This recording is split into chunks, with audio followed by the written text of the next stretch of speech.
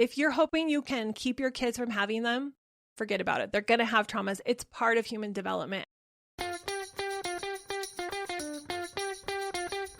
Welcome to the Connect Method Parenting Podcast, where correction is out, connection is in, and your kids want to listen to you.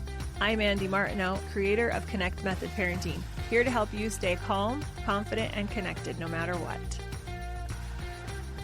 Hey everybody, today we're talking about vulnerability and victimhood. Are you so excited? You should be. It's going to help your parenting a lot. But first, before we dive in, thank you everybody who's been listening. I'm so grateful for you. If you have questions or comments, topics you'd like us to cover, head over to the YouTube page. All right, let's get to it. Victim mentality. It is sneaky, it is unconscious, and it doesn't necessarily manifest as this overt victimhood. It influences us in a big way, though, and it can change the way we perceive and navigate our lives. It can affect even the strongest, most capable, most independent people. So it gets all of us, and just recognizing it's a thing is going to be a positive first step in letting it go. Now, on the contrast, on the other side, vulnerability, openness, ownership, but specifically the word vulnerability and openness, I would say, tend to get misunderstood as weakness, but it's actually a tremendous source of strength and growth. When you are able to be vulnerable and open and not believe what other people say about you, you can create whatever you want. You will become a connected parent because you will not be activated in a negative way, meaning your nervous system will not be going into fight or flight mode as frequently if you are aware of the traps of victimhood and you're willing to step into vulnerability and openness. It takes courage to embrace vulnerability and openness and to explore the depths of our emotions, to explore the truth of what other people are saying, to look beyond the behavior of our children. We want to do this because it will create meaningful, fulfilling lives. Victim mentality, it's going to seep into our parenting and influence how we raise our children if we're not careful. It can manifest as blaming external factors or situations outside of us for our parenting challenges. So an example of this might look like us blaming our lack of time for not being able to have good quality moments with our kids and finding lots of excuses for why we don't have the relationships we want with our kids. Recognizing this mindset allows us to take full ownership of our choices and stop making excuses. On the other hand, embracing vulnerability and openness and having ownership in our parenting journey, it's going to foster deeper connections with our kids. We're not going to be blaming or coming up with excuses why things aren't working. It really means acknowledging our imperfections and being open to growth, really seeing everything as an opportunity for growth. When we're willing to have difficult conversations with people, admit our mistakes, feel our emotions, and be safe doing all of that, even though it might expose some of our flaws or our weaknesses, we can create whatever we want. We can stay calm and connected no matter what shenanigans our kids are doing. Vulnerability, openness, ownership, it's not about avoiding challenges or shielding ourselves from the ups and downs of lives or our kids' tantrums. It's about becoming so resilient and so strong and so mature in our emotional well-being that nothing our kids do will throw us for a loop. And the cool thing about this is when we are modeling this and actively nurturing this inside of ourselves, our kids see that and it models it for them, and we are more capable to help them.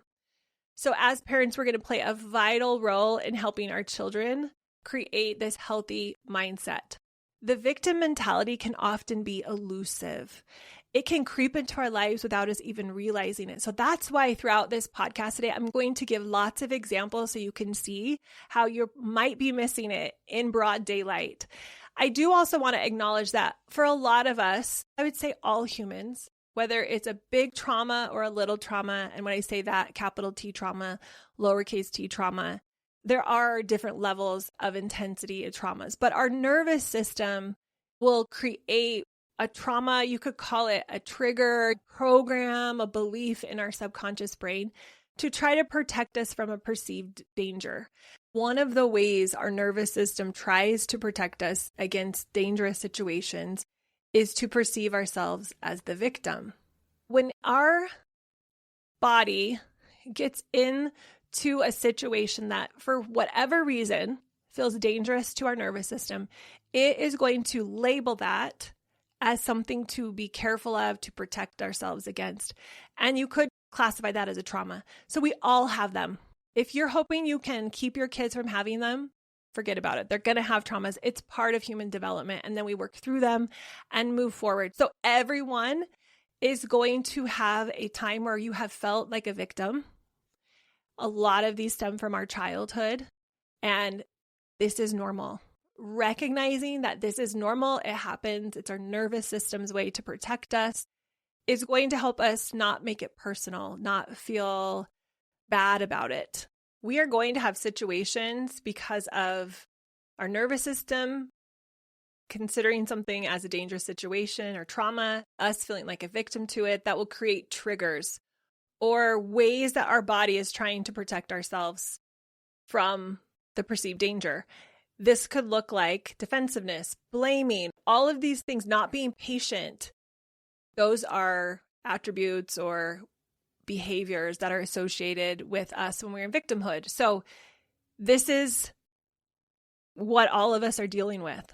I've had lots of conversations with parents where they feel embarrassed that they have these triggers. And as soon as we can start to realize there's no reason to be embarrassed for a trigger we have, for maybe our tendency to yell or be impatient or overreact about something that consciously we know is going over the top about it, don't beat yourself up over any of that, because your nervous system needs to feel safe to calm down and renegotiate that situation so we can let it go. And when you're beating yourself up and you're going into really you are becoming the perpetrator. You're the villain and the victim because you're beating yourself up, which is the villain, and you're the victim of that abuse. And so even if it's this mental dialogue you have that I shouldn't be in victim mode or I shouldn't overreact like that, that is not going to help the healing process. We all go into victim mode. We all want to step more strongly into this vulnerable, strong ownership, openness mode. And it's a process for all of us. But recognizing it's a thing is going to help us. Blame is a common characteristic of victim mentality. We blame our kids for the frustration we're having. They didn't pick up their messes. I've been totally guilty of this, where I think the problem is outside of me with the kids. If they would just start behaving better, my life would be better. That's a blame mentality. We're blaming our problems on someone else. We get stuck in this blame game. So if you find yourself complaining a lot, this is a trait of being in victimhood. It's a sign that, ooh, I'm dropping into victimhood. It's not a problem. I'm telling you this so you can have little beacons that alert you to, oh, this is happening. Do I want to course correct? This is why I want you to see blame as something that you want to pivot out of. And the signs are other people are the cause of your emotional state or your frustration that you're feeling. You're stuck. You can't make progress. It's because of other people. So if you were overwhelmed, let's say because your child was really challenging you with their behavior, and you started saying things like, it's just so difficult. My child's just difficult. If they would just clean up their room or if they would be more considerate, then things would be better. These statements reflect a victim mentality. So shifting that responsibility away from ourselves, victim mentality, shifting it towards ourselves, ownership, openness, vulnerability. So defensiveness is another one. It often accompanies victim mentality. So if our kids are, let's say, pushing back because we say, all right, guys, time for homework. And they're like, no, I want to go play. You're so mean. My friends' moms don't do this. And you can feel yourself getting defensive. You're feeling victimized or attacked. Realizing this is going to help you shift out of it. Defense is the first act of war, as Byron Katie says. I love that because victim mentality prevents us from engaging in open and constructive dialogue with ourselves or our kids. So we want to notice it. Vulnerability does not equate to weakness. Like I was saying before, I just want to drill this back. You will not be in a weaker position if you are vulnerable and open. In fact, you will be more capable. Sometimes when I teach parents this, they get worried. They're like, if I'm open and I listen to them and I don't fight back, they're just going to take advantage of me. The opposite is true. When you're open and listen and you're able to stay emotionally grounded and not get triggered, you are in such a better place to help your child navigate the situation. So it's crucial to understand that vulnerability does not equate to weakness or lack of strength. We might be stuck in this. They might think it's like the diet mentality. It's just a faulty framework that we've picked up along the way. So diet mentality was this idea that I've got to have this rigid and strict way of eating to get weight loss. Or perfectionistic mentality is I've got to get everything perfect or I can't even try. Those are not helpful mentalities. Victim mentality is the same way. It's created by our nervous system in an attempt to keep us safe and protect us. However, when we're in a calm nervous system state and we're not triggered, we can see that this is not helping us. Our job is to see when we fall into victim mentality, calm our nervous system down so that we can create an open mentality, an honest mentality, a mentality of ownership and vulnerability. One of the key signs of victim mentality is complaining. This is another thing we do. We find ourselves constantly complaining and playing the role of victim. It's this clear indication that we have adopted the victim mindset, at least for the moment. So if you find yourself complaining, if you say, my child never listens, or they're always giving me a hard time, we're focusing on the negative aspects. We're putting blame on the kids or on the house. When we are creating a villain, so to speak, we are also playing the role of the perpetual victim, and it hinders our ability to find effective solutions. When we're trapped in victim mentality, we tend to view ourselves as the victim of our own story. So we're interpreting everyday situations as deliberate actions against us. So if our teen only is talking to us when they need money, we're thinking, they don't even care about me. They're so inconsiderate. And in reality, it could be that they have frustrations with friends or they're feeling terrible about their lack of progress. There could be so many other things they're struggling with that have nothing to do with us.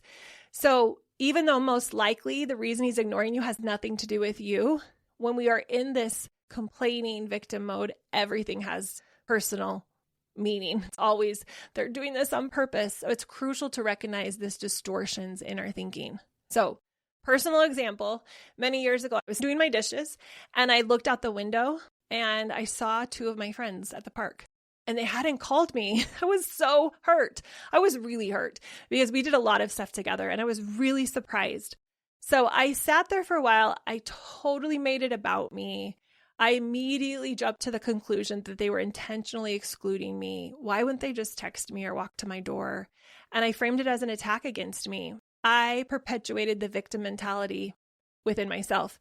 So instead of keeping it neutral, being able to be open to the possibility that they simply didn't want to hang out with me at the park that day, and that was okay, and that it had nothing to do with me. Maybe they were discussing something that was very personal and they didn't want other people involved. There were so many possibilities that I could have gone towards instead of personal attack. It took me a while. I sat there and I really was hurt. And I want to emphasize this as you are feeling the emotions that come up. Being in a victim mode from time to time is natural. All of us have done it. It's our nervous system's way to protect us. We just don't want to be fooled by it anymore or think it's helpful. But nonetheless, we're going to have moments where we feel the intensity of it. And this was a moment for me where I felt the intensity of it. So I let myself be hurt and frustrated and angry, and I sat with myself and I just let that come up. Let myself feel it all the way through. I had nothing I could do other than just feel it. And then I allowed my brain to calm down because I wasn't fighting it anymore. I was just sad. And there's this trip that we take emotionally from mad to sad where we go from resisting the situation, which is the victim mode. I'm resisting it. Why is this happening? They're doing this to me.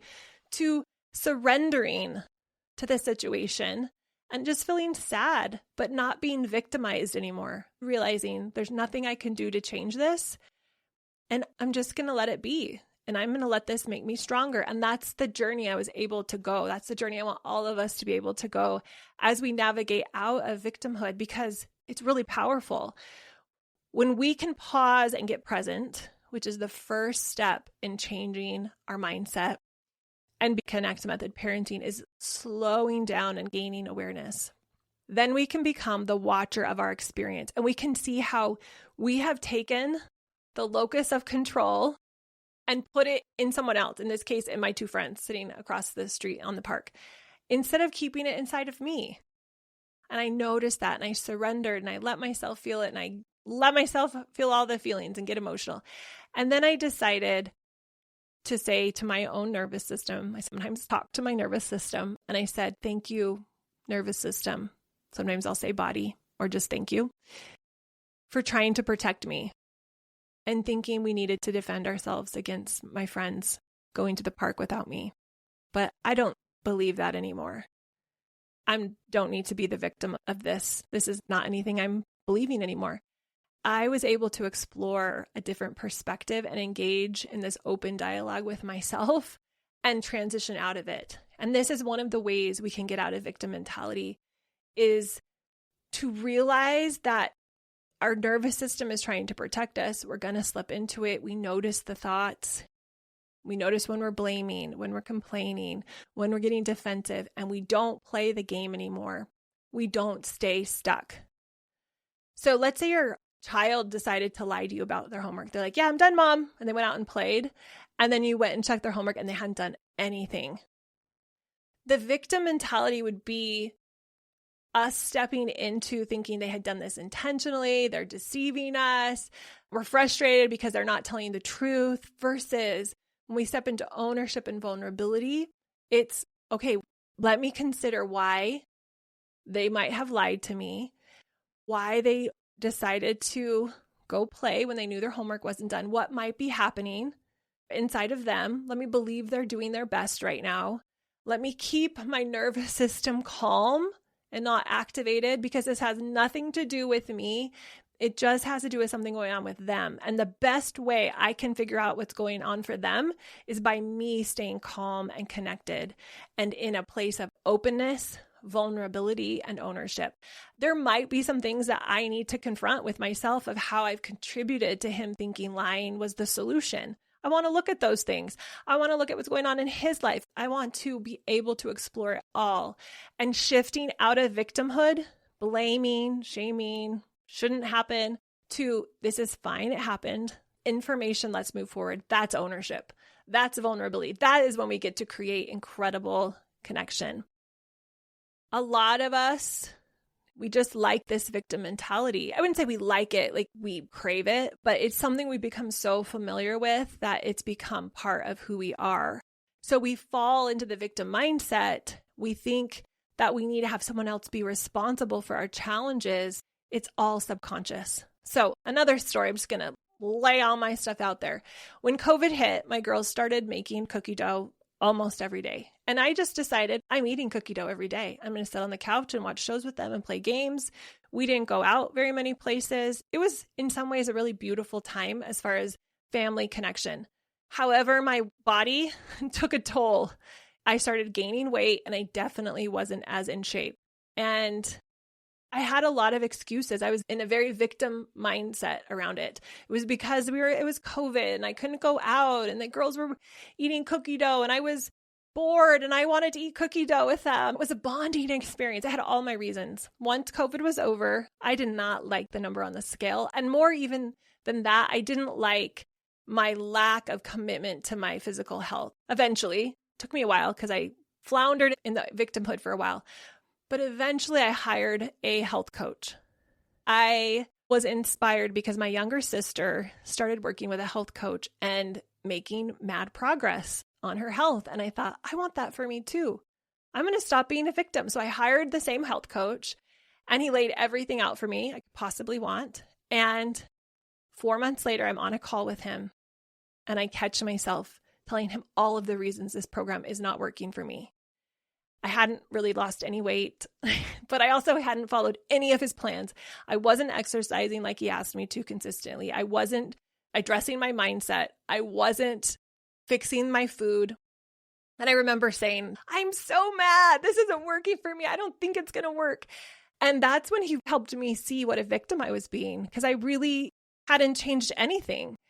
I was living from this place of entitlement, which we get in victimhood too, of this should change.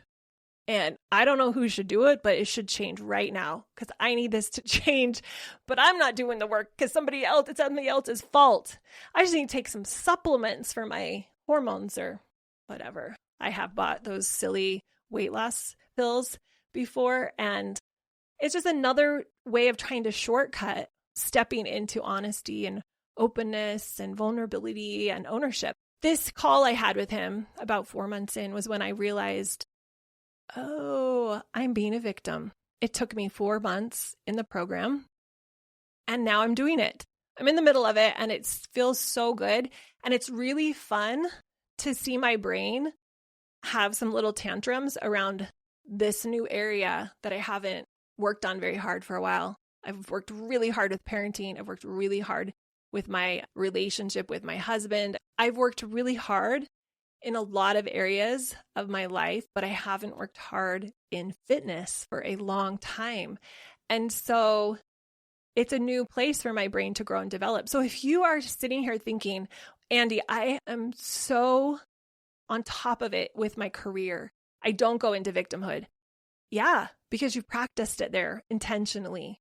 But with parenting, it might still be a struggle. For a lot of people, it is very easy to blame the kids' behavior, to blame the state of the house, to blame a lot of things for why things aren't working out. And I'm challenging you today.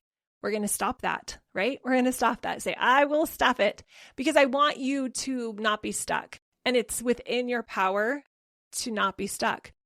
Imagine you went to a family party and somebody said something unkind about one of your kids' behavior. A lot of moms who come in and start working with me, they're petrified about getting negative comments from other people about their kids' behavior. So let's just say that that's what happens. And you really are hurt and you start defending and you can feel yourself going into victimhood.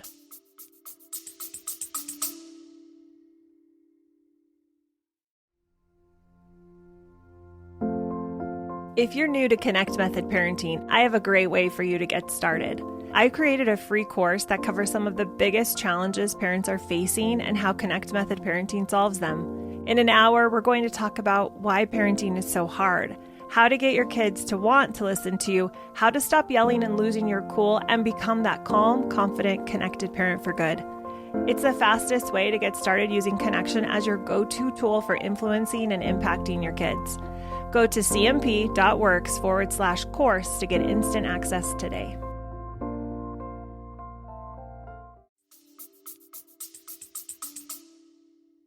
You might want to talk to your partner and say, oh my gosh, this person is so rude. Or you might be coming down really hard on yourself and start victimizing yourself, beating yourself up where you're the victim and the perpetrator all at once, or the victim and the villain all at once. That would be pretty typical.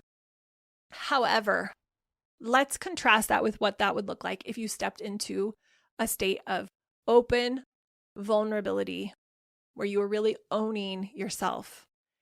You could consciously choose to not turn control over to that other person. This is extreme openness and ownership. It sounds like that other person probably didn't have your best interest in mind, so we don't want to let them influence how we feel. I call this giving them control over your emotional state. You could acknowledge what they said. Maybe you could say, oh, that's super interesting, or thanks for sharing, or thank you, or whatever variation. Just a very simple acknowledgement. Maybe what they said, there's truth in it. Maybe there's nothing that's truthful about what they said, but you don't need to go in with it around this topic with them right there, because that doesn't serve either of you. You can decide, I'm not going to start spinning on that and let what he says consume me for the rest of the night. I'm not going to let what he just said dictate how I feel, and just let it go. A few years ago, I posted something on Facebook about parenting. And it was something about, I need to go back and find the exact post, but it was something about how punitive consequences don't work. And a friend of mine, I thought we were dear friends. Actually, I think in her mind, she was being a dear friend by commenting like this. Anyway, she started posting really what I would have said at the time were rude and unkind things. And it was above and beyond, I don't agree with you. It was questioning who I was. It was saying, if you don't believe in punishments and you don't believe in God, it was really crazy. And the post ended up getting 200 or 300 comments because there was so much going on about this conversation of consequences and rewards, which I know there's a lot of misunderstanding about it. So it was cool in a lot of ways, but she started DMing me and it got really strange. Now, you might think because this was so far out in left field that it would be easy to just dismiss it. But here's the problem. For years, my worst fear had been getting attacked on social media about something I posted. And so I had been preparing for this terrible threat for years. I had been telling my nervous system, if someone starts becoming a bully on social media, this is a big problem. We need to protect ourselves. And so when it happened, my nervous system was ready, up in arms. And it took me a good 48 hours to really convince my nervous system that this was not a life-threatening event. I asked for extra coaching with my one-on-one coach at the time, spent hours and hours and hours processing with my poor husband, went on walks, meditated, prayed, all the things I could think of to get myself to calm down. And eventually I did. And I realized, oh, I have put the locus of control out here instead of in here. And I was able to see how she was truly, from her point of view, trying to help out.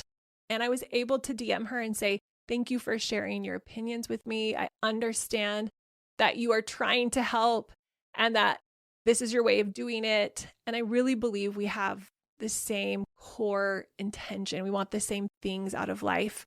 And I'm wishing you all the best. And that's truly how I felt when I shared it with my husband. And my husband said, are you sure? Do you really feel that? And I was really in a place where I had stepped into openness and vulnerability and ownership. And I felt that. I didn't have any hard feelings.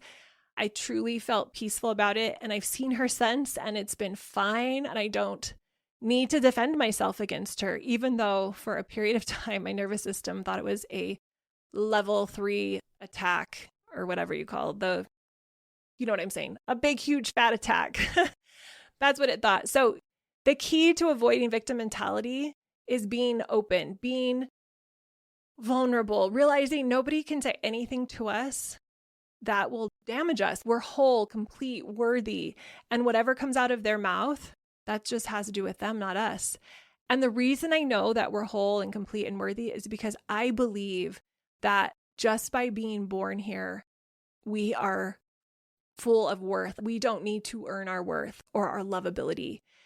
When I was trying to get myself grounded with the park situation, one of the things I did was listen to this book called Lovability. I highly recommend it. It's a really great book that brings home over and over again about how we are lovable and worthy, and it calms that nervous system down and provides so much safety. When I teach parents about vulnerability, about being open, about not fighting back or getting defensive, a lot of them will say, I'm worried if I do that, I will lose control.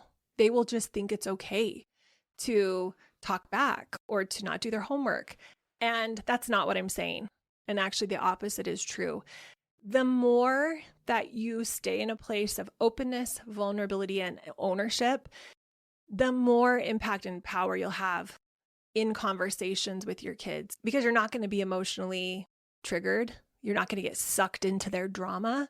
You're going to be able to respectfully hear them and honestly respect who you're being in that moment and set a limit that is powerful. So I believe it's the absolute opposite, that it is an act of personal empowerment when we are able to stay calm, confident, and capable in any moment And that's the opposite of a doormat.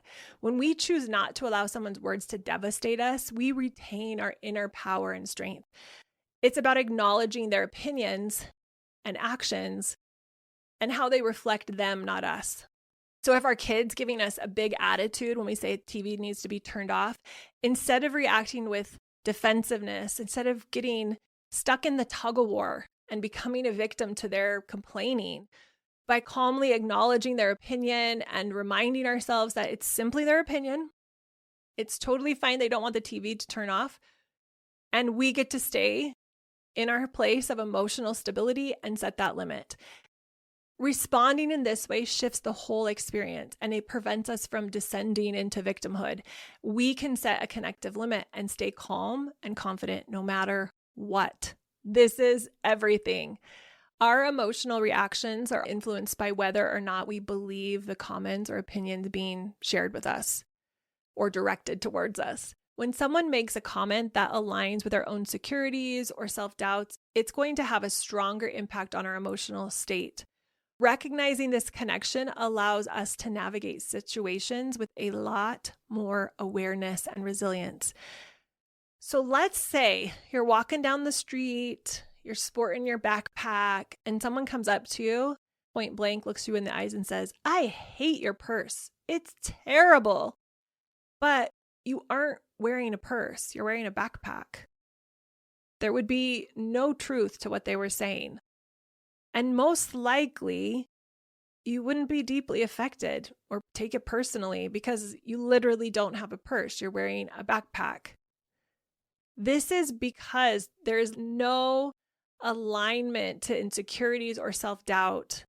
It's not like you're wearing a purse and you're a little nervous, you're not sure you like it, and somebody comes up to you and says, "I hate that purse." Then you might get sucked into their comment because you already were conflicted about the purse. You weren't sure. But if you're wearing a backpack and someone says, "I hate your purse," there's this disconnect. There's nothing about what they're saying that resonates with your reality. And so that comment is not going to have an impact on you. I want to call this out because understanding this distinction helps you maintain your emotional well-being and keeps you from slipping into victimhood. Because if someone said, "I hate your taste in music," or "you're a terrible cook," or "you're no good at running," and you felt yourself getting defensive, I want you to realize, oh, that's because there's part of me that believes them, or I have a self-doubt about that. So if your child says to you, "I hate you, Mom," I want you to be vulnerable and not feel like you have to defend yourself. Do some introspection and honestly look at how I might be contributing to this relationship not being great, which is really good. We all always are contributing to the results we're getting in our life in some way. So we want to be honest and reflect on that, but we don't want to feel like we have to prove to them that, no, I have been doing everything I possibly could to make this relationship great.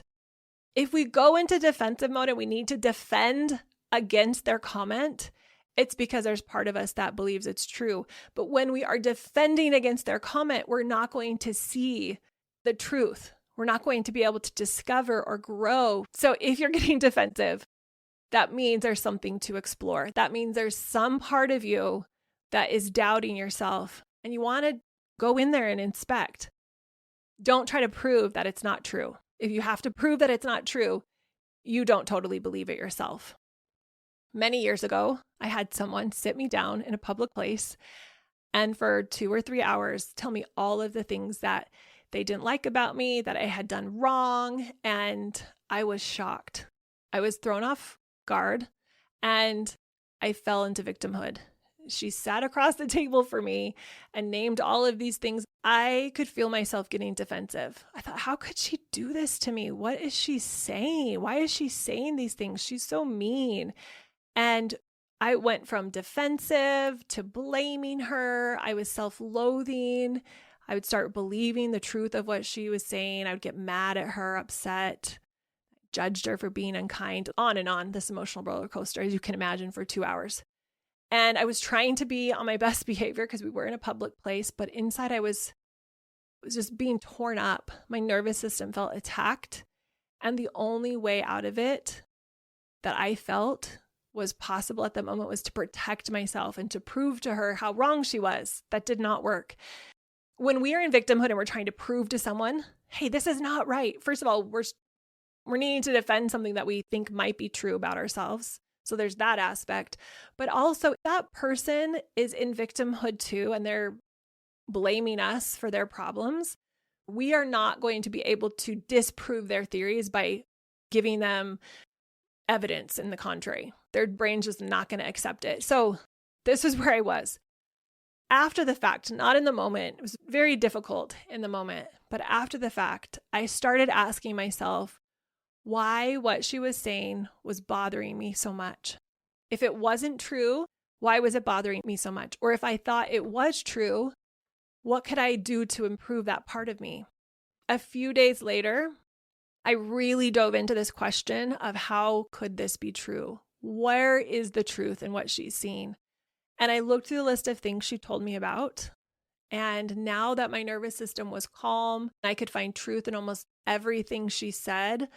It wasn't that I believed everything she said was true at face value, but I could see how she thought that about me. And I could see how there was part of me that perhaps was showing up that way. Because if someone says you're unkind, you can probably find times where you've been unkind. Or if someone says you're bossy, you could probably find times where you were bossy and there was truth in that.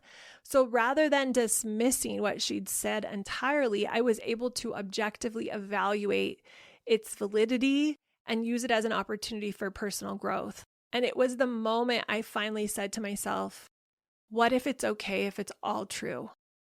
What could I learn from that? How could I become a better person? What if I didn't have to defend myself? What if this was the best learning opportunity ever? Then I was able to start changing myself. I had a lot of things that needed to change and shift. And I had a lot of things that I loved about myself.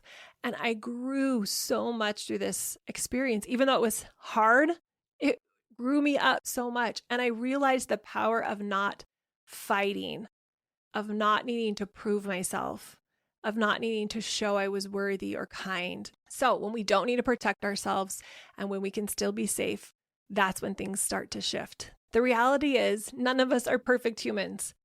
I wasn't a perfect human. Some of the things she said were really revealing to me. She wasn't a perfect human. And she had her right to her opinion of me. And you know what? I have my right to my opinion of me. So I could say that's all true without making it mean anything terrible about me. And I could see how she could believe that from her point of view and how that could all be true from her point of view. And I could honor her without needing to push back, get defensive, or go into victim mode. So embracing our imperfections and accepting ourselves fully is part of stepping into openness and ownership and our own power so that we can create something amazing for ourselves, which allows us to create something amazing with our kids. When we acknowledge and accept our flaws, nothing can be used against us because we already know our own truth. True intimacy lies in our ability to hear other people's feedback and opinions without defensiveness. When we can sit with them, when we can be with them and genuinely listen to their thoughts, hear their emotions, and not need to defend ourselves, that is where we truly begin to have extreme ownership for our life, extreme openness and vulnerability. Blame is a mechanism we often use to discharge our pain and discomfort instead of addressing it and processing it. When we are open to experiencing all of the emotions that come up for us, we unlock the true power and are able to overcome any limitations of the victim mentality. Being willing to feel any emotion, it's a game changer.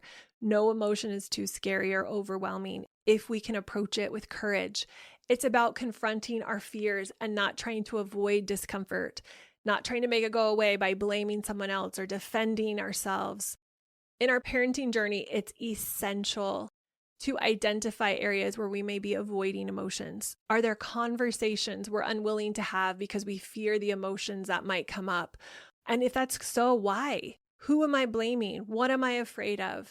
By embracing vulnerability and openness and engaging in those honest discussions with ourselves and our kids, we are creating space for growth, understanding, and connection. We start by asking ourselves, when I feel sad, am I blaming someone? Am I blaming myself, the kids, my partner? What things am I not doing and why am I avoiding them? Whether it's anger, sadness, or any other emotion, where is my locus of control? Is it inside of me or outside of me? When you do this, you are taking 100% responsibility for your emotions and you are shifting yourself out of victim mentality and into a place of extreme vulnerability, extreme ownership, extreme openness. Allow yourself to fully experience the emotions and explore the underlying thought patterns that have triggered it. By taking ownership of your emotions, you can respond to the situation with empathy and guide yourself and your children out of victim mode and into extreme vulnerability, openness, and ownership mode. Thank you guys so much for joining me on this episode. This was such a good conversation. We'll talk to you next time. Bye.